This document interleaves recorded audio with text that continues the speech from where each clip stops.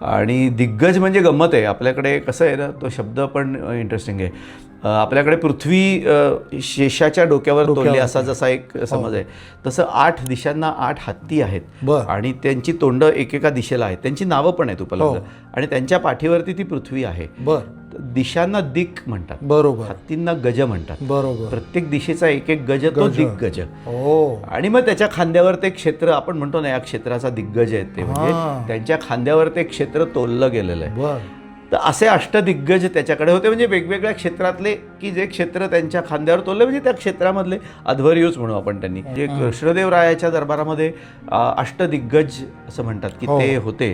त्यातला एक जो होता तो तेनालीराम, जो आपल्याला माहिती आहे, तो त्याच्या दरबारात होता. त्याच्यानंतर सायणाचार्य वगैरे ज्यांचं वेदांवरती भाष्य आहे, ही मंडळी त्याच्या दरबारात होती. माधवाचार्य त्याच्या दरबारात होते.